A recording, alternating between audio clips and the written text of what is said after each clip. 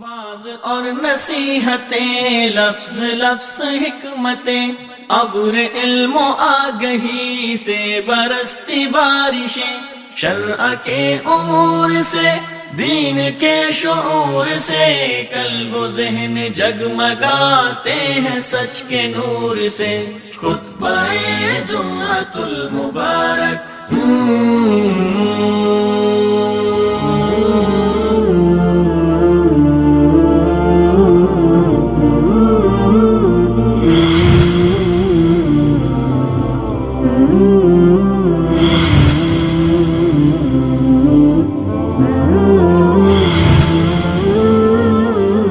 السلام علیکم ورحمۃ اللہ وبرکاتہ۔ ان الحمد للہ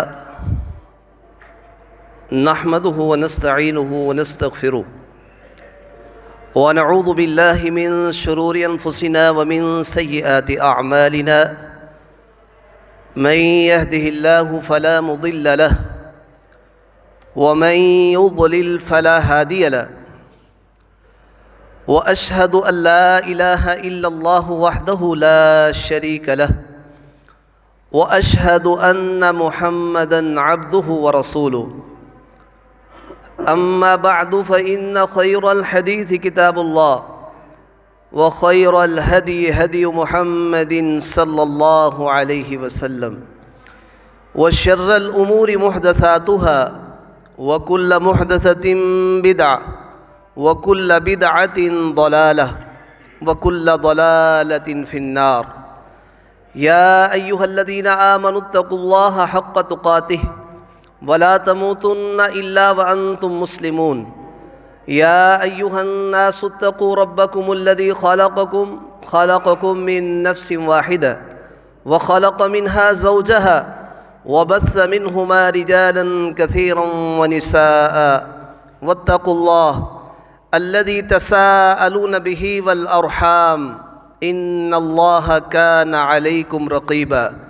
يا أيها الذين آمنوا اتقوا الله وقولوا قولا سديدا يصلح لكم أعمالكم ويغفر لكم ذنوبكم، ومن يطع الله ورسوله فقد فاز فوزا عظيما۔ اللهم صل على محمد وعلى آل محمد كما صليت على إبراهيم وعلى آل إبراهيم إنك حميد مجيد۔ اللهم بارك على محمد وعلى آل محمد كما باركت على إبراهيم وعلى آل إبراهيم إنك حميد مجيد۔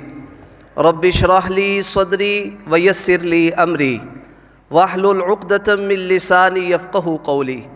رب زدني علما، رب يسر ولا تعسر وتمم بالخير، رب أعوذ بك من همزات الشياطين وأعوذ بك رب أن يحضرون۔ أعوذ بالله السميع العليم من الشيطان الرجيم، من همزه ونفخه ونفسه، بسم الله الرحمن الرحيم۔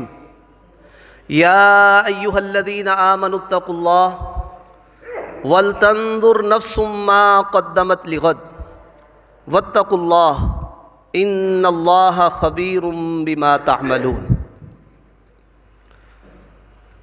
ہر قسم کی حمد و ثنا، تعریف و تمجید، تسبیح و تحمید اللہ ذوالجلال والاکرام کے لیے خاص ہے۔ بے شمار لاتعداد درود و سلام ہوں سید الرسل، اشرف الانبیاء، خاتم الرسل، سیدنا جناب محمد رسول اللہ صلی اللہ علیہ وسلم کی ذات اقدس پر۔ عزیز ساتھیو، آپ احباب کے سامنے سورۃ الحشر کی ایک آیت کی تلاوت کی ہے۔ اس آیت مبارکہ میں اللہ ذوالجلال والاکرام نے ایمانداروں کو خطاب کیا کہ اے ایمان والو، اتقوا اللہ، تم اللہ ذوالجلال والاکرام سے ڈر جاؤ۔ وَلْتَنْظُرْ نَفْسٌ مَا قَدَّمَتْ لِغَدٍ، ہر جان، ہر نفس دیکھے اس چیز کو جو اس نے قدمت لغد، کل کے لیے آگے بھیجا ہے۔ واتقوا اللہ، اگر کچھ نہیں بھیجا تو فرمایا اللہ سے ڈر جاؤ، وہ اللہ ان اللہ خبیر بما تعملون، کہ جو کچھ تم عمل کرتے ہو یقیناً وہ پروردگار تمہارے عملوں سے باخبر ہے۔ تو اس آیت مبارکہ میں ایمان والوں کو فکر آخرت کی طرف ان کی توجہ دلائی گئی ہے، اور اس بات پہ ابھارا گیا ہے کہ یہ کل کے لیے جو ہمیشہ کی زندگی ہے، اس کے لیے اس دنیا کے اندر جو عارضی زندگی ہے، اس میں رہ کر اس آخرت کے لیے کچھ کریں اور اس آخرت کو ترجیح دیں۔ اور یقیناً یہ دنیاوی زندگی عارضی زندگی ہے، اور اس کے فوائد بھی عارضی ہیں، اور قرآن کریم میں دنیا کی یہ جو زندگی ہے اس کے فوائد کو متاع قرار دیا گیا ہے۔ قل متاع الدنیا قلیل، اور بتلایا کہ دنیا کا یہ متاع جو ہے یہ بہت تھوڑا ہے، اور متاع ویسے بھی وہ اس چیز کو کہتے ہیں جو عارضی ہو اور اس کے بعد وہ ختم ہو جائے، اور اگر دنیا میں بہترین متاع کسی چیز کو قرار دیا گیا ہے تو رسول اللہ صلی اللہ علیہ وسلم نے نیک بیوی کو دنیا کا بہترین متاع قرار دیا ہے۔ تو حقیقت میں وہ لوگ کامیاب ہیں جو اس عارضی زندگی میں اپنی ابدی زندگی کو ترجیح دیتے ہیں، اور وہ لوگ جو صرف اور صرف اس دنیا کو ترجیح دیتے ہیں، وہ دنیا میں اس دنیا کو حاصل کرنے میں دن رات محنت کرتے ہیں، لیکن ان کی یہ محنت صرف دنیا کے لیے ہے، ان کا آخرت کے اندر کوئی حصہ نہیں ہے۔ جیسا کہ قرآن کریم میں اللہ فرماتے ہیں، جو لوگ یہ بات کہتے ہیں کہ ربنا آتینا فی الدنیا، کہ اے پروردگار عالم ہمیں دنیا میں عطا فرما، وہ صرف دنیا مانگتے ہیں، فرمایا وما لہ فی الآخرۃ من خلاق، ان کا آخرت میں کوئی بھی حصہ نہیں ہے۔ اور جو لوگ یہ دعائیں کرتے ہیں ربنا آتینا فی الدنیا حسنہ، اے پروردگار عالم ہمیں دنیا کی بھلائیاں عطا فرما اور ہمیں آخرت کی بھلائیاں عطا کرنا، وقنا عذاب النار، اور آگ کے عذاب سے ہم سب کو محفوظ فرمانا، فرمایا اولئک لہم نصیب مما کسبوا، یہ لوگ ہیں ان کو ان کا حصہ، ان کی محنتیں جو ہوں گی ان کا فائدہ ہوگا۔ تو اللہ ذو الجلال والاکرام نے ہمیں آخرت کی تیاری کرنے کے لیے ابھارا ہے، تو ہم نے ایک دن آنا ہے کہ اللہ کی عدالت میں پیش ہونا ہے، اور سب نے اللہ کے سامنے فردن فردن پیش ہونا ہے، اور ہر آدمی نے اپنا حساب اللہ کے سامنے دینا ہے۔ اس لیے ہمیں چاہیے کہ ہم اس عارضی زندگی میں اس ابدی زندگی کی تیاری کریں، حالانکہ ہم سمجھتے ہیں کہ اللہ کے سامنے جو ہم نے پیش ہونا ہے، اس عدالت میں پہنچنا ہے، شاید یہ دنیا کی عدالتیں ہیں، حالانکہ دنیا کی عدالتوں میں بھی انسان پیش ہوتا ہے تو پریشان ہو جاتا ہے۔ جو عدالت اللہ کی ہے اس میں تو اللہ کے برگزیدہ بڑی بڑی ہستیاں، انبیاء کرام، انہوں نے بھی اللہ کے سامنے پیش ہونے سے ڈرنا ہے۔ جیسا کہ صحیح حدیث کے اندر موجود ہے، آدم علیہ السلام سے سفارش کا مطالبہ کیا جائے گا، وہ بھی اپنی ایک بھول چوک کی غلطی کی وجہ سے اللہ کے سامنے پیش ہو کر سفارش نہیں کریں گے۔ ابراہیم علیہ السلام بھی سفارش کے لیے عدالت میں نہیں جائیں گے، اللہ کے سامنے پیش نہیں ہوں گے، اور اسی طرح موسیٰ علیہ السلام ہیں، عیسیٰ علیہ السلام ہیں، یہ بھی اللہ کے سامنے پیش ہونے سے انکار کر دیں گے۔ تو اس لیے میرے بھائیوں، ہمیں چاہیے کہ ہم اس عارضی زندگی کے اندر اپنی ابدی زندگی کی تیاری کریں۔ تو یہاں پہ اللہ ذو الجلال والاکرام ہمیں یہی سمجھانا چاہتے ہیں، ایمان والو اللہ سے ڈر جاؤ، جو کچھ تم کل کے لیے آگے بھیج رہے ہو نا اس کی طرف دیکھو، غور کرو، کیونکہ یہاں کل سے مراد یہ کل نہیں کہ آج جمعہ ہے کل ہفتہ ہے۔ ہم نے ہفتے کے لیے کیا تیاری کی ہے؟ ہمارے گھر میں کھانے پینے کی اشیاء موجود ہیں، ہماری دکان پہ مال پورا ہے۔ اگرچہ ہم دنیا میں یہ سوچتے ہیں، دیکھتے ہیں، دکاندار ہی کیوں نہیں ہے، وہ اگلا سامان تیار کرنے کی کوشش کرتا ہے کہ میں نے آگے بیچنا ہے، لیکن یہ ساری چیزیں عارضی ہیں۔ اور یہاں پہ اللہ ذو الجلال والاکرام ہمیں سمجھانا چاہتے ہیں، لوگوں کہ کل کی جو زندگی ہے، ابدی زندگی ہے، اس کے بارے میں کچھ سوچو۔ اگر نہیں سوچا تو واتقوا اللہ، اللہ ذو الجلال والاکرام سے ڈر جاؤ۔ کیونکہ اس زندگی کا جب آغاز ہوگا اس انداز سے ہوگا کہ سب سے پہلے یہ دنیا ختم کی جائے گی، کرناک کے اندر پھونک ماری جائے گی، سور حدیث میں آتا ہے، ایک سین کے ساتھ آتا ہے، وہ نہیں، سواد کے ساتھ۔ یہ جو سور ہے اللہ کا فرشتہ ہاتھ میں لیے ہوئے بیٹھا ہے، انتظار میں ہے کہ اللہ ذو الجلال والاکرام کی طرف سے کب اس کو آرڈر دیا جائے۔ یہ اس سور کے اندر، اس کرم کے اندر جس کو رسول اللہ صلی اللہ علیہ وسلم نے سور کی تعریف کرم کے ساتھ کی ہے، جیسے سینگ ہوتا ہے وہ اس طرح کا ہے، اس میں پھونک ماری جائے گی، اور ایک دفعہ پھونک ماری جائے گی دنیا کے اندر سب چیزیں ختم ہو جائیں گی۔ سب سے پہلے اس سور کی آواز کو جو سنے گا وہ اللہ کا وہ بندہ ہوگا جو اپنے حوض کو درست کر رہا ہوگا، اور دائیں بائیں اپنی گردن کو مارے گا اور وہیں پہ وہ گر جائے گا اور ختم ہو جائے گا۔ لوگ آپس میں خرید و فروخت کر رہے ہوں گے، اور اگر کسی نے تھان کو کھول دیا ابھی خرید و فروخت پوری نہیں ہوگی، قیامت برپا ہو جائے گی۔ اگر کوئی شخص اپنے جانور کا دودھ نکال کے اس کو پینے کی کوشش کرے گا، ابھی پی نہیں سکے گا، قیامت برپا ہو جائے گی۔ کیونکہ وما امر الساعۃ الا کلمح البصر، کہ معاملہ جو قیامت کا ہے یہ آنکھ جھپکنے کی طرح ہے، اس طرح یہ قیامت برپا ہوگی اور اچانک آئے گی۔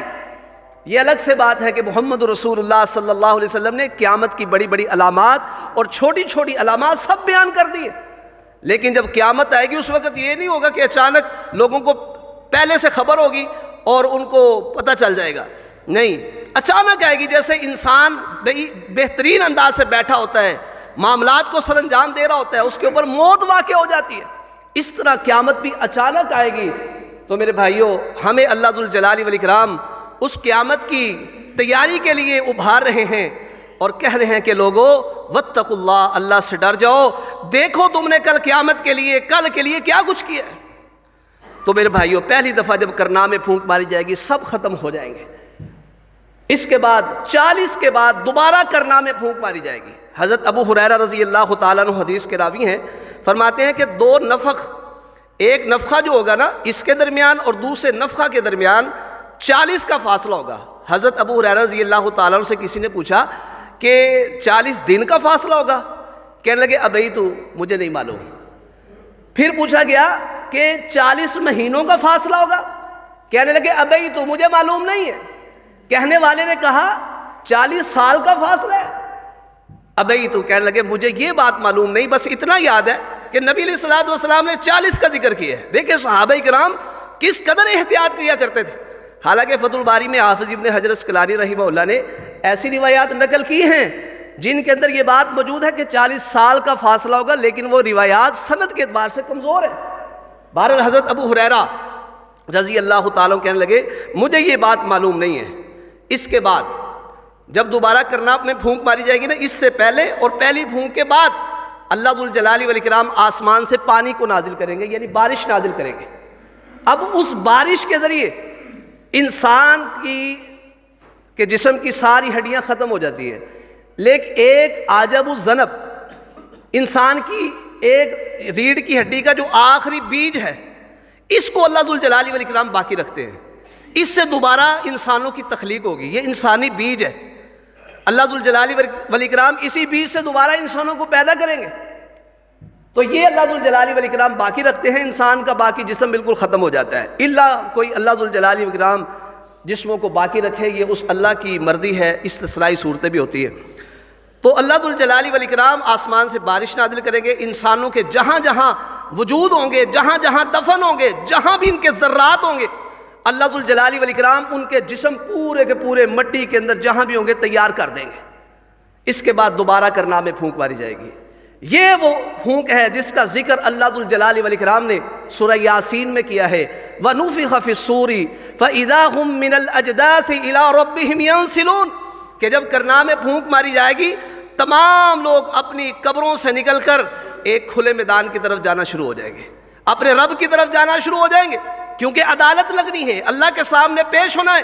انسان سمجھتا ہے شاید یہ ہمیں زندگی ملی ہے، جیسے دہریوں کا عقیدہ ہے کہ اللہ کوئی نہیں ہے، انسان خود ہی پیدا ہوتا ہے اور مر جاتا ہے، جس طرح مشرکین مکہ کا اور بہت سے مشرکین کا یہ عقیدہ ہے کہ کوئی آخرت نہیں ہے، بس جب انسان مر جاتا ہے اس کی ہڈیاں گل سڑ جاتی ہیں، یہ ختم ہو جاتا ہے، دوبارہ اس کا وجود نہیں ہے۔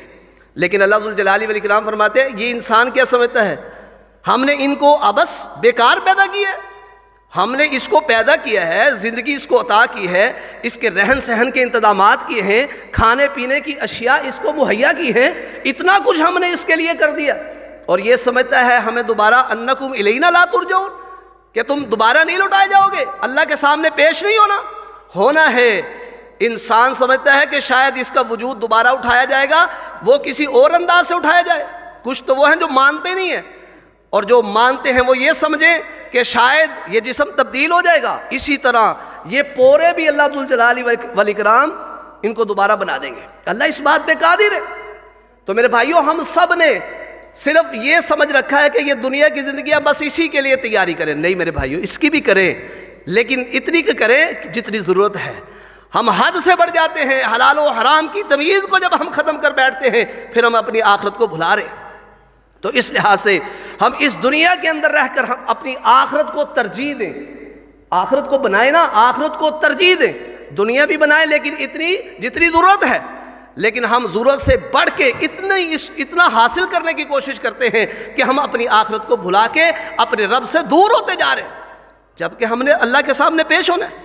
اور پھر سارے لوگ اپنی قبروں سے نکلنا شروع ہو جائیں گے۔ جب قبروں سے نکلیں گے تو جسم پر لباس نہیں ہوگا، وہ بڑا بہترین لٹھے کا جو اس کو جناب کفن دیا گیا تھا وہ ختم۔ انسان دنیا میں 3 چیزوں کے لیے بڑی محنت کرتا ہے، کوشش کرتا ہے کہ دنیا کے اندر میرا نام بنے، میرا نام بنے، اور انسان اس بات کی کوشش کرتا ہے کہ میرا لباس بڑا بہترین ہونا چاہیے، اور انسان اس بات کی کوشش کرتا ہے جہاں میں رہتا ہوں وہ رہنے والی جگہ بڑی اعلیٰ اور بہترین ہونی چاہیے۔ ہر آدمی کوشش کرتا ہے، محنت کرتا ہے، کماتا ہے، ان چیزوں پہ لگاتا ہے نام حاصل کرنے کے لیے۔ لوگ کہتے ہیں نا جی کہ اس کے والد تھے، بڑا کام کرتے تھے، لیکن ان کے فوت ہونے کے بعد اولاد نالائق نکلی، اپنے باپ کا نام روشن نہیں کیا، نام ضائع کر دیا۔ لوگ کہتے ہیں، باتیں کرتے ہیں۔ تو میرے بھائیو، جب انسان فوت ہوتا ہے نا، جب فوت ہوتا ہے اس کا نام جو بڑا مشہور ہوتا ہے وہ چھین لیا جاتا ہے، پھر کہا جاتا ہے میت کو غسل دے دیا گیا ہے، میت کو نہلا دیا گیا ہے، کفن پہنا دیا گیا ہے، میت کا جنازہ آ گیا ہے، یعنی اس طرح باتیں ہو رہی ہوتی ہے، نام بھی چھوڑ دیا جاتا ہے۔ اور اسی طرح انسان کتنی محنت کرتا ہے لباس کے لیے، خواتین بھی کرتی ہیں، بچوں کے لیے بھی کرتی ہیں، مرد حضرات بھی یہ ڈیوٹیاں سر انجام دیتے ہیں، لیکن یہ لباس میرے بھائیوں سب کا قبر کے اندر برابر ہوتا ہے۔ یہ سارے لباس چھین لیے جاتے ہیں، سادہ سا لباس ہوتا ہے، سفید رنگ کا کفن، یہ بھی ہمیں حکم ہے کہ مہنگا خریدنے کی ضرورت نہیں ہے، ایک جیسا لباس پہنا دیا جاتا ہے، امیر کو کیا غریب کو کیا۔ اور انسان کوٹھیاں، بلڈنگیں، تعمیراتی کام میں کتنی محنتیں کرتا ہے، لیکن جب یہ قبرستان میں جاتا ہے پھر قبر غریب کی کیا، امیر کی کیا، ایک جیسی ہوتی ہے اندر سے۔ تو میرے بھائیوں، ان کے لیے بندہ محنتیں کرتا ہے، آگے کیا ہے؟ تو دنیا کے لیے بندہ اتنا کچھ کرتا ہے کہ مجھے یہ بھی مل جائے، یہ بھی مل جائے، یہ بھی مل جائے۔ نہیں میرے بھائیوں، ہمیں آخرت کو ترجیح دینی چاہیے۔ دنیا بنائیں، ضرورت کے مطابق بنائیں، لیکن ترجیح آخرت کو دیں تاکہ اگلی منزلیں آسان ہو جائیں۔ پھر اس قبر سے جب باہر نکلیں نا تو جسم پہ لباس نہیں ہوگا، یہ الگ سے معاملہ ہے کہ دنیاوی زندگی اور اخروی زندگی کے درمیان برزخی زندگی ہے، یہ ایک الگ سے ٹاپک ہے عذاب قبر کے بارے میں، یہ برزخی معاملہ ہے، اس کو جنت کا لباس پہنایا جاتا ہے، یہ الگ سے معاملات ہیں۔ لیکن دنیاوی اعتبار سے جب یہ قبر سے باہر اس دنیا میں جو اللہ ذوالجلال والاکرام نے اس کو ختم کرنا ہے، پھر دوبارہ اس زمین کے اوپر لے کے آنا ہے، لیکن زمین یہ بھی تبدیل کر دی جائے گی۔ یوم تبدل الارض غیر الارض، ایسی زمین ہوگی، عبداللہ بن مسعود رضی اللہ تعالیٰ عنہ فرماتے ہیں، جس کے اوپر کوئی قتل نہیں کیا گیا ہوگا، یعنی خون نہیں بہایا گیا ہوگا، کوئی گناہ نہیں کیا گیا ہوگا، سفید روٹی کی طرح اللہ ذوالجلال والاکرام اس کو اپنے ہاتھ میں پکڑیں گے، یہ زمین بدل دی جائے گی، اس کے اوپر ہم نے جمع ہونا ہے، اور کاً صفصفا لا تری فیہا عوجا ولا امتا۔ زمین آج تو گرمی سے بچنے کے لیے ہم انتظامات کر لیتے ہیں، گرمی سے بچنے کے لیے اے سی میں چلے جاتے ہیں، گرمی سے بچنے کے لیے دیہاتوں میں ہیں، اپنی زمینوں میں ہیں، جناب چھپر کے نیچے چلے جاتے ہیں، درختوں کے نیچے بیٹھ جاتے ہیں، سایہ حاصل کر لیتے ہیں، اور آج یہ سورج کروڑوں میل کے فاصلے پر ہے، اور قیامت کے دن محمد رسول اللہ صلی اللہ علیہ وسلم نے فرمایا 1 میل کے فاصلے پر ہوگا، صرف 1 میل کے فاصلے پر. تو اس کی تپش کتنی ہوگی. اور جب لوگ قبروں سے نکلیں گے جسموں پہ لباس تک نہیں ہوگا. آپ نے فرمایا حفاتن عراتن غرلن، ننگے پاؤں، حفاتن ننگے پاؤں، عراتن ننگے جسم، یعنی پاؤں کے اندر بھی جوتا نہیں ہوگا، جسم کے اوپر لباس نہیں ہوگا، غرلن بغیر سنتوں کے. کما بدأنا اول خلق نعید، جس طرح ہم نے اس کو پہلی دفعہ ماں کے پیٹ سے نکالا تھا، یہ دنیا میں آیا تھا، اس کے جسم پہ لباس نہیں تھا، اس کے پاؤں میں جوتا نہیں تھا اور اس کی سنتیں نہیں ہوئی تھی، اسی طرح ہم قبر کے پیٹ سے اس کو قیامت کے دن نکالیں گے. پاؤں سے بھی ننگا، یعنی پاؤں میں جوتا نہیں ہوگا، جسم بھی اس کا بالکل ننگا ہوگا، اور اسی طرح اس کی سنتیں بھی نہیں ہوئی ہوگی. اس طرح کل قیامت کے دن دوبارہ جب کرنا میں پھونک ماری جائے گی، قبروں سے نکلیں گے، اور کچھ لوگ وہ ہوں گے یوم تبیض وجوہ وتسود وجوہ، کچھ لوگ وہ ہوں گے جن کے چہرے چمکتے ہوں گے، اور کچھ لوگ وہ ہوں گے جن کے چہرے کالے کلوٹے ہوں گے. قطعا من اللیل مظلما، جیسے اندھیری رات ہوتی ہے اس کے ٹکڑے کاٹ کے منہ پہ لگا دیے جائے نا کالے، اس طرح چہرے کالے ہوں گے. قبروں سے نکل کر پتہ چل جائے گا انسان کے جنتی ہونے کا، انسان کے جہنمی ہونے کا. اور ایسے بد نصیب بھی ہوں گے جو قبروں سے نکلیں گے اور اللہ ذوالجلال والاکرام ان کو ان کے چہروں کے بل الٹا کر کے چلائیں گے، الٹا کر کے. صحابہ نے کہا تھا اللہ کے نبی پاؤں پہ تو چلتے ہیں، الٹے کیسے چلیں گے؟ آپ نے فرمایا کہ جس رب نے پاؤں پہ چلنے کی طاقت دی ہے نا، وہ کل قیامت کے دن سر کے بل چلنے کی بھی طاقت دے دیں گے. تو قیامت کے دن جب قبروں سے نکلیں گے ایسے بد نصیب بھی ہوں گے جو آنکھوں سے اندھے ہوں گے، بہرے ہوں گے، گونگے ہوں گے. قرآن کریم میں اللہ ذوالجلال والاکرام ایک مقام پہ فرماتے ہیں کہ جب یہ قبروں سے نکلیں گے ان کی حالت کیا ہوگی. اللہ فرماتے ہیں وَمَنْ أَعْرَضَ عَنْ ذِكْرِي فَإِنَّ لَهُ مَعِيشَةً ضَنْكَا، جس نے میرے ذکر سے اعراض کیا نا اس کی دنیاوی زندگی یا قبر کی زندگی ہم تنگ کر دیں گے. فَإِنَّ لَهُ مَعِيشَةً ضَنْكَا وَنَحْشُرُهُ يَوْمَ الْقِيَامَةِ أَعْمَى، اور ہم اس کو قیامت کے دن اندھا کر کے اٹھائیں گے. کیا کر کے اٹھائیں گے؟ اندھا کر کے.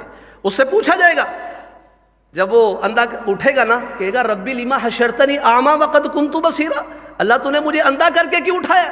میں تو دیکھا کرتا تھا. آج نظر کمزور ہو جائے ہم علاج کے لیے ڈاکٹروں کے پاس بھاگتے ہیں، ہسپتالوں کی طرف جاتے ہیں. کوئی نابینا ہو جائے نا وہ آنکھ کا علاج کروانے کے لیے آپریشن تک کروا لیتا ہے. وہاں پہ یہ چیزیں نہیں میسر آئیں گی، یہ اندھا کر کے اٹھایا جائے گا. کہے گا لما حشرتنی اعمی وقد کنت بصیرا، اللہ تو نے مجھے اندھا کر کے کیوں اٹھایا؟ میں تو دیکھا کرتا تھا. آواز آئے گی کذالک اتتک آیاتنا فنسیتہا وکذالک اليوم تنسا، تیرے پاس دنیا میں میری آیات آئی تھی، میرے نبیوں نے تمہیں پڑھ پڑھ کے سنائی تھی، علماء نے پڑھ پڑھ کے سنائی تھی. کذالک اتتک آیاتنا فنسیتہا، تو نے ان کو پسے پش ڈال دیا، بھلا دیا، ان پہ عمل نہیں کیا. کیونکہ اللہ تعالیٰ ہمیں کہہ رہے وَلْتَنْظُرْ نَفْسٌ مَا قَدَّمَتْ لِغَدٍ، کل کے لیے سوچو، عملی زندگی اختیار کرو. کیونکہ آیت کو ختم کیا اِنَّ اللَّهَ خَبِيرٌ بِمَا تَعْمَلُونَ، کہ جو تم عمل کر رہے ہو نا اللہ ان کو دیکھ رہا ہے. مطلب کیا ہے کہ اپنے اعمال کو درست کرو. تیرے پاس میری آیات آتی تھی فنسیتہا، تو ان کو بھلا دیا کرتا تھا. وَكَذَلِكَ الْيَوْمَ تُنسَا، آج تجھے بھی بھلا دیا گیا ہے. وَكَذَلِكَ الْيَوْمَ تُنسَا، اور دوسرے مقام پر فرمایا ہم ان کو ان کے چہروں کے بل اکٹھا کریں گے، عُمْيًا وَبُكْمًا وَصُمًّا، اندھا بہرا اور گونگا کر کے، اور ان کا ٹھکانہ جہنم ہوگا. تو میرے بھائیو اس انداز سے قیامت کے دن لوگ اٹھائے جائیں گے. اور وہ خواتین جن کا کوئی فوت ہو جائے وہ اس پہ بین کرتی ہے، نوحہ کرتی ہے اپنے جسموں پہ مارنے والے. یہ سوچیں جون سی خواتین اپنے جسم کو زخمی کرتی ہیں، کل قیامت کے دن جب یہ اپنی قبروں سے نکلیں گی نا، قبروں سے نکلیں گی اللہ کے سامنے پیش ہوں گی، اور مرنے سے پہلے انہوں نے توبہ نہیں کی ہوگی، تو فرمایا تقام یوم القیامہ، قیامت کے دن اس عورت کو اٹھایا جائے گا. وعلیہا سربال من قطران، گندک کی اس کے اوپر قمیص ہوگی یا اس کا لباس ہوگا، اور چادر اس کو پہنائی جائے گی جس کی وجہ سے اس کے جسم پہ خارش ہوگی. آپ اندازہ لگائیں اس دن سورج کی تپش الگ سے، جسم کے اوپر جن کے نکلیں گے لباس نہیں ہوگا، یہ بد نصیب جن کو لباس ملے گا گندک کا اور خارش والا کرتا، اس کو چادر پہنائی جائے گی. آپ اندازہ لگائیں وہ خواتین جن کو روکا گیا ہے. یہ مطلب نہیں کہ مرد یہ اپنے جسم کو جیسے مرضی پیٹتے رہے، ہمیں مصائب اور پریشانیوں میں صبر کرنے کا حکم ہے. تو جس نے یہاں بھی صبر نہیں نہ کیا وہ اپنے جسموں کو انہوں نے نوچا، اپنے جسموں کو زخمی کیا، مارا، تو پھر وہاں بھی یہی کام کرے گی۔ دیکھ لیں جس کے جسم پہ خارش ہو اس کی کیا حال ہوتی ہے، ہاتھ نہیں رکتے، کس انداز سے انسان جسم کو کھجلاتا رہتا ہے۔ تو اس انداز سے میرے بھائیوں ایسی خواتین اٹھائی جائیں گی۔ باقی لوگ اپنے اپنے اعمال کے مطابق، اپنی اپنی نیتوں کے مطابق کل قیامت کے دن اللہ کے سامنے پیش ہوں گے۔ اس لیے ہم اپنی نیتوں کو اچھا رکھیں، اپنے اعمال اچھا کرنے کی کوشش کریں تاکہ موت آئے تو اچھی حالت میں آئے۔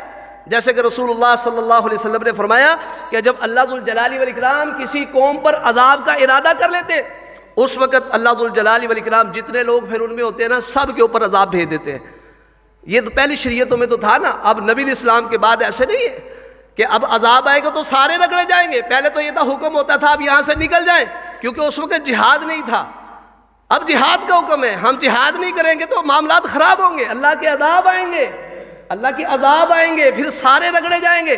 باقی قیامت کے دن اپنی اپنی نیتوں کے مطابق اٹھائے جائیں گے، اپنی اپنی نیتوں کے مطابق اٹھائے جائیں گے۔ اگر کوئی اچھا کام کرتے ہوئے، اللہ کے راستے میں جہاد کرتے ہوئے شہید ہوتا ہے، اس کا کتنا مقام ہے کہ جو مجاہد ہے اس کے جسم سے خون نکلتا ہے۔ اب کل قیامت کے دن جب یہ اٹھایا جائے گا، اس وقت اس کے جسم سے جو خون نکلے گا اس کا رنگ خون والا ہی ہوگا اور اس کی خوشبو کستوری جیسی ہوگی۔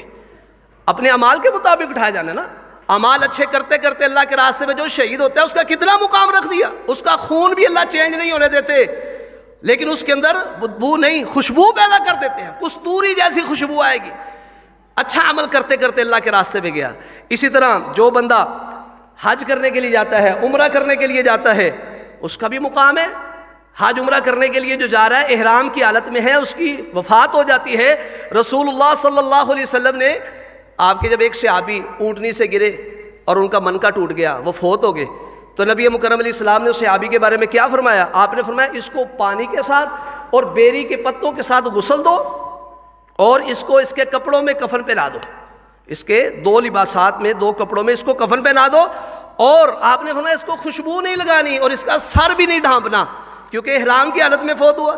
احرام کی حالت میں محرم سر نہیں نہ ڈھانپتا، خوشبو لگانے کا حکم نہیں ہے نا، لیکن غسل کر سکتے ہیں۔ آپ نے فرمایا اس کو غسل دو اور اس کو اس کے لباس 2 کپڑوں میں کفن پہنا دو اور اس کو خوشبو نہیں لگانی، اس کا سر نہیں ڈھانپنا، اور اس کو تم دفن کر دو، کیونکہ یہ کل قیامت کے دن جب قبر سے نکل کے اللہ کی عدالت میں پیش ہوگا، اس وقت کہہ رہا ہوگا لبیک اللہم لبیک لبیک لا شریک لک لبیک ان الحمد۔ دنیا میں بھی کہہ رہا ہے لبیک، قیامت کے دن اللہ کی عدالت میں پیش ہوتا جا رہا ہے، کہہ رہا ہے لبیک اللہم لبیک لبیک لا شریک لک لبیک ان الحمد والنعمت لک والملک لا شریک لک۔ سنن نسائی کی صحیح سند سے روایت ہے، فرمایا تلبیہ پکارتا ہوا اللہ کے سامنے پیش ہوگا۔ تو اس لحاظ سے اللہ کہتے ہیں وَلْتَنْظُرْ نَفْسٌ مَا قَدَّمَتْ لِغَدٍ۔ لوگوں سوچو، غور کرو، کل کے لیے تم نے کیا کر رکھا ہے۔ اگر اچھے اعمال ہوں گے اچھے انداز سے اللہ کے سامنے پیش ہوگا، برے اعمال ہوں گے تو بری حالت میں۔ انسان سورج کی تپش کی وجہ سے، ہر آدمی پسینے میں ڈوبا ہوگا اپنے اپنے بدعمالیوں کی وجہ سے، کوئی ٹخنوں تک، کوئی گھٹنوں تک، کوئی اپنے یہ کمر تک، اور کوئی آدمی ایسا ہوگا اپنی گردن تک، اور کوئی اپنے پسینے میں ڈوبتا ہوگا۔ یہ کنڈیشن کو اللہ ہی بہتر جانتے ہیں۔ رسول اللہ نے فرما دیا کہ پسینے میں ڈوبتے ہوں گے، ایسے لوگ ہوں گے۔ تو اس انداز سے اللہ کے سامنے پیش ہونا ہے۔ پہلے آسمان کے فرشتے، جب یہ بات آتی ہے نا، مجھے محی الدین سلفی رحمۃ اللہ علیہ جمعہ پڑھاتے ہوئے کہا کرتے تھے، یہ جو آیات ہیں وَجَاءَ رَبُّكَ وَالْمَلَكُ صَفًّا صَفًّا وَجِيءَ يَوْمَئِذٍ بِجَهَنَّمَ وَجَاءَ رَبُّكَ وَالْمَلَكُ صَفًّا صَفًّا، اللہ تعالیٰ بھی تشریف لے آئیں گے اور فرشتے بھی آ کے صفے بنا لیں گے۔ سلفی صاحب کیا کہتے تھے؟ پہلے آسمان والے فرشتے پہلی صف، پہلا دائرہ لگا لیں گے، دوسرے آسمان والے فرشتے دوسرا دائرہ، تیسرے آسمان والے فرشتے تیسرا دائرہ، اس طرح درمیان میں لوگ ہوں گے۔ وَعُرِضُوا عَلَىٰ رَبِّكَ صَفًّا، فرشتے بھی صفے بنا لیں گے اور انسان بھی صفوں کی صورت میں پیش کیے جائیں گے۔ اور اس وقت وَنَزَعُ الْمَوَازِينَ الْقِسْطَ، انصاف کا ترازو لگا دیا جائے گا، انصاف کا ترازو لگ جائے گا۔ اب وہاں پہ انسان نے، یہ ہے وہ وقت کہ ساری صفیں بن چکی ہیں، اب کہاں بھاگے گا؟ اَيْنَ الْمَفَرُّ، آج کہاں ہے بھاگنے کی جگہ؟ بھاگ کے تو دکھاؤ، کہاں بھاگو گے؟ اللہ تعالیٰ ذوالجلال والاکرام کے احاطے سے کوئی بھی نہیں نکل سکتا۔ سب نے اپنے رب کے سامنے پیش ہونا ہے میرے بھائیوں۔ اس دن کے بارے میں اللہ کہتے ہیں وَلْتَنْظُرْ نَفْسٌ مَا قَدَّمَتْ لِغَدٍ، ہر نفس سوچے اس نے کل کے لیے کیا کچھ کر رکھا ہے. جو کچھ کیا ہے وہ اس کے سامنے ہوگا. جب اللہ کے سامنے پیش ہوگا نا اس کا حساب شروع ہوگا, اور اللہ ذو الجلال والاکرام اس سے خود کلام کریں گے. لیس بینہ و بینہ ترجمان ولا حجاب یحجبہ, کوئی درمیان میں ترجمان نہیں ہوگا. اللہ سب کی بولیوں کو سمجھتے ہیں, یہ سب اللہ کی بنائی ہوئی بولیاں ہیں. وہاں پہ کوئی ترجمان نہیں ہوگا, نہ کوئی درمیان میں رکاوٹ ہوگی. ڈائریکٹ بندہ اللہ سے خطاب کر رہا ہوگا, گفتگو کر رہا ہوگا, اللہ اس سے کلام کریں گے, یہ جواب دے گا. یہ اپنی دائیں طرف دیکھے گا, دائیں طرف دیکھے گا, کیا نظر آئے گا؟ ما قدم من عملہ, جو اس نے آگے بھیجا. کہا جا رہا ہے وَلْتَنْظُرْ نَفْسٌ مَا قَدَّمَتْ لِغَدٍ, یہ آگے عدالت عالیہ میں پہنچ گیا, عدالت لگی ہوئی ہے, اللہ کے سامنے ہے. فَلَا يَرَى إِلَّا مَا قَدَّمَ مِنْ عَمَلِهِ, جو کچھ آگے بھیجا ہے اچھائیوں کی صورت میں, برائیوں کی صورت میں, سب اس کے سامنے ہوگا, دیکھ رہا ہوگا. دائیں طرف جو کچھ آگے بھیجا وہ, اور بائیں طرف دیکھے گا مَا قَدَّمَ, جو کچھ اس نے آگے بھیجا ہوگا بائیں طرف بھی وہ نظر آئے گا. پھر اپنے سامنے ایسے کر کے دیکھے گا. فَلَا يَرَى إِلَّا النَّارِ, تلک وجہ, اس کے چہرے کے سامنے اس کو جہنم کی جلتی ہوئی آگ نظر آئے گی. کیونکہ قرآن کہتا ہے نا وَجَاءَ رَبُّكَ وَالْمَلَكُ صَفًّا صَفًّا وَجِيءَ يَوْمَئِذٍ بِجَهَنَّمَ, 70,000 زنجیروں میں جکڑ کے جہنم کو لایا جائے گا, اور ہر زنجیر کے ساتھ 70,000 فرشتے ہوں گے. تکاد تمیز من الغیظ, قریب ہے غصے سے پھٹ جائے. یہ سارے سلسلے سامنے, اس لیے کہا تھا جو چاہتا ہے کہ اپنی قیامت کو, جہنم کو, اس کے نظاروں کو, قیامت کے معاملات کو اپنی آنکھوں سے دیکھے, وہ اذا السماء فاطرت پڑھ لیا کرے, اذا السماء انشقت پڑھ لیا کرے, یہ صورتیں پڑھا کرے. دیکھو اس کے سامنے قیامت کیسے آتی ہے. یہ تبھی بندہ جس نے قرآن پڑھا ہوگا, اس کو سمجھا ہوگا, تبھی اس کو پتہ چلے گا. اب جہنم سامنے نظر آ رہی ہے, پھر آپ نے کیا کہا فاتقوا النار, لوگوں آگ سے بچ جاؤ. اللہ نے بھی کیا کہا اے ایمان والو اتقوا اللہ, اللہ سے ڈر جاؤ. وَلْتَنْظُرْ نَفْسٌ مَا قَدَّمَتْ لِغَدٍ, جو کچھ کل کے لیے بھیجا نا اس پہ غور کرو, دیکھو. پھر کہا واتقوا اللہ, نبی اسلام نے کہا واتقوا النار. اللہ سے ڈرنے کا معنی کیا ہے؟ اس کی آگ سے بچنا ہے. قُوا أَنفُسَكُمْ وَأَهْلِيكُمْ نَارًا, اپنے آپ کو, اپنے گھر والوں کو جہنم کی آگ سے بچا لو. وَلَوْ بِشِقِّ تَمْرَةٍ, نبی اسلام نے فرمایا آگ سے بچو اگرچہ تمہیں آدھی کھجور ہی اللہ کے راستے میں خرچ کرنی پڑے. کل قیامت کے دن کفار اللہ کے سامنے اگر زمین بھر سونا دیا جائے, وہ کہے گا اللہ یہ لے لے, مجھے آگ میں نہ پھینکنا, مجھے آگ سے بچا لے. لیکن میرے بھائیو ما تقبل من احدہم ملء الارض ذهبا ولو افتدى به, زمین پر سونا بھی ہوگا, یہ اللہ کے راستے میں فدیہ دینے کے لیے تیار ہوگا, لیکن اس سے قبول نہیں کیا جائے گا, کیونکہ وہ دار الحساب ہے, وہاں عمل کوئی نہیں. یہ دار العمل ہے, یہاں حساب کوئی نہیں. یہاں اللہ حساب نہیں لیتے, حساب لیں گے قیامت کے دن, اور جب حساب لیں گے اس وقت عمل کام نہیں آئے گا. اس انداز سے میرے بھائیو اللہ نے قیامت کے دن جب اس کی عدالت میں پیش ہونا ہے, پوچھنا ہے اے فلاں علم اکرم کا, میں نے تجھے عزت نہیں دی تھی دنیا میں, تجھے دن رات سلوٹ لگتے تھے, میں نے تجھے عزتیں نہیں دی تھی, تیرے آگے پیچھے دائیں پیچھے تیرے مقتدی تھے, تجھے میں نے عزت نہیں دی تھی, میں نے تجھے اسود کا, میں نے تجھے سردار نہیں بنایا تھا, وہ ازوج کا, میں نے تیری شادی نہیں کی تھی, بہترین خاندان میں تجھے بہترین بیوی نہیں دی تھی, تیری شادی, یہ شادی بھی اللہ کی نعمت ہے. جن کی نہیں ہو رہی ہوتی نا ان سے پوچھا کرے, بچیوں کے رشتوں کے سے لوگ کتنے پریشان ہیں. فرمایا تجھے میں نے تیری شادی نہیں کروائی تھی, میں نے تیرے لیے گھوڑے, اونٹ, ان کے انتظامات نہیں کیے تھے, اور آج ہمارے پاس موٹر سائیکل, گاڑیاں, جہاز, ہر چیز ہمیں ملی ہوئی ہے, لیکن آج ہمارے پاس نہیں ہے تو ایمان نہیں ہے نا, ایمان نہیں ہے, ایمان کی کمزوریاں ہیں, تبھی تو ہمارے بھائی فلسطین میں مارے کھا رہے ہیں. آج ہمارے ایمان کی کمزوریاں, اگر آج ہمارے ایمان مضبوط ہوتے اور ہمیں اللہ کی قسم آخرت کی فکر ہوتی, پھر ہم دنیا کی فکریں نہ کرتے, پھر ہم اپنی جانوں کی فکر نہ کرتے, اپنے مسلمان بھائیوں کا ساتھ دیتے. تو اللہ قیامت کے دن لگے گی, عدالتیں لگیں گی, پیش ہونا ہے اس رب کے سامنے. پھر وہ کہے گا میں نے تجھے گھوڑے نہیں دیے تھے, تجھے اونٹ نہیں دیے تھے, میں نے تجھے سردار نہیں بنایا تھا کہ لوگوں سے تم چوتھا حصہ بھی وصول کرتے تھے, یعنی ٹیکس بھی لیتے تھے, مال بھی لیتے تھے, لوگوں سے وصول کرتے تھے, حاکم بن کر تم نے سب کچھ لیا. یہ ساری باتیں ہوں گی. وہ کہے گا کیوں نہیں اللہ؟ تو اللہ فرمائیں گے تجھے پتہ نہیں تھا کہ تو نے مجھ سے ملنا ہے؟ لگتا ہے یہ کافر بندہ کہے گا یا اللہ نہیں مجھے معلوم نہیں تھا. تو فرمایا اگر تو نے دنیا میں ہمیں بلایا، آج میں نے تجھے بھلا دیا۔ اسی طرح دوسرے سے تیسرے سے سوال ہوگا، ایک منافق ٹائپ بندہ ہوگا، وہ کہے گا یا ربی آمنت بک، اللہ میں تو تجھ پر ایمان لایا تھا، تیری کتاب پہ ایمان لایا تھا، تیرے رسولوں پہ ایمان لایا تھا، میں نے نمازیں بھی پڑھی، میں نے روزے بھی رکھے، میں نے تیرے راستے میں صدقہ خیرات بھی کیا۔ وہ خوب اپنی بلائیں، یعنی جو اس کے اندر خیر کے کام ہوں گے وہ خوب بیان کرے گا، میں نے یہ بھی کیا، جتنی طاقت رکھے گا سارے بیان کر دے گا۔ تو پھر اسے کہا جائے گا کہ اب جو ذرا تو یہاں پہ ٹھہرنا، وہ تھوڑی دیر ٹھہرے گا۔ اتنے میں اللہ ذوالجلال والاکرام کہیں گے آج تیرے سامنے ایک گواہ لایا جائے گا۔ وہ اپنے نفس میں سوچنے لگ جائے گا کون گواہی دے گا، آج میرے خلاف کون گواہی دے گا؟ تو اتنے میں اس کے منہ کے اوپر مہر لگا دی جائے گی، جیسے سورہ یاسین میں الیوم نختم علی افواہہم، منہوں کو بند کر دیا جائے گا، یہ زبان بہت چلتی ہے، یہ قسمیں اٹھا دیں گے قیامت کے دن بھی، واللہ ربنا ما کننا مشرکین، اللہ کی قسم ہے ہمارے پروردگار ہم مشرک نہیں تھے، ہم شرک نہیں کرتے تھے، قسمیں اٹھا دیں گے، منہ پہ مہریں لگ جائیں گی۔ جب مہر لگے گی تو قرآن کیا کہتا ہے الیوم نختم علی افواہہم وتکلمنا ایدیہم وتشہد ارجلہم بما کانوا یکسبون، ہاتھ اور پاؤں یہ گواہیاں دیں گے جو ان ہاتھوں سے جو ان قدموں سے کیا ہوگا۔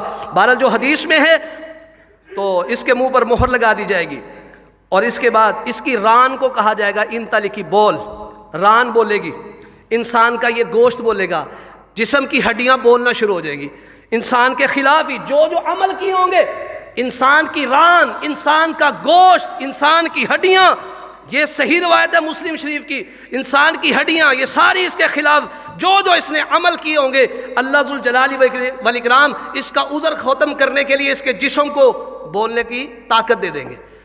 اب یہ کہ قرآن کہتے ہیں نا جب ان کے خلاف اس کے جسم بولے گا، کہیں گے لما شہدتم علینا، ہمارے خلاف گوائیاں، لما شہدتم علینا قالوا انطقنا اللہ الذی انطق کل شیء، آج ہمیں اس ذات نے بولنے کی طاقت دی ہے جس نے ہر چیز کو بولنے کی طاقت دی ہے۔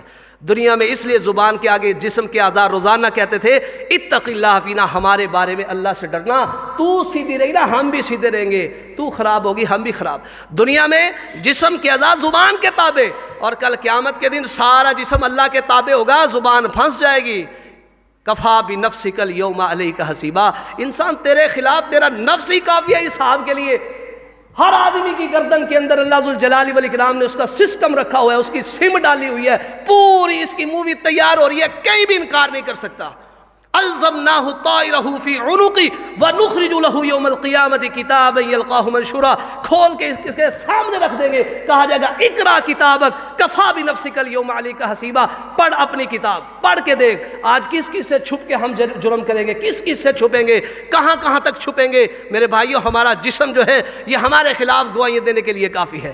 تو میرے بھائیوں یہی اللہ ہمیں سمجھا رہا ہو، ایمان والو اتقوا اللہ، ابھی تک نہیں نہ ڈرے، اب ڈر جاؤ، ایمان لائے ہو اللہ سے ڈر جاؤ۔ وَلْتَنْظُرْ نَفْسٌ مَا قَدَّمَتْ لِغَدٍ، ہر نفس سوچے دیکھے کل کے لیے اس نے کیا کر رکھا ہے، اگر نہیں کیا تو واتقوا اللہ، اللہ سے ڈر جاؤ۔ ان اللہ بما تعملون خبیر، جو کچھ تم کر رہے ہو نا اللہ تمہارے عملوں سے باخبر ہے۔ اللہ ذوالجلال والاکرام سے دعا ہے وہ پروردگار ہم سب کو اپنی آخرت کی تیاری کی توفیق عطا فرمائے، ہم نے اس عدالت میں پیش ہونا ہے، اللہ تعالی ہمارے لیے آسان معاملات کرے۔ جیسے نبی علیہ السلام نماز پڑھتے تھے، نماز کے اندر نبی علیہ السلام اللہم حاسبنی حسابا یسیرا دعائیں کیا کرتے تھے، تو ہمیں بھی چاہیے کہ ہم بھی اس آخرت کی فکر کریں، یہ دعائیں یاد کریں، آسان حساب ہو گیا تو انشاءاللہ کامیابی ہوگی۔ باقی اپنے آپ کو مجھے اور آپ کو تبدیل کرنے کی اللہ ذوالجلال والاکرام توفیق عطا فرمائے، اور ہمارے ملک کے حالات بھی درست فرمائے۔ وآخر دعوایا ان الحمدللہ رب العالمین۔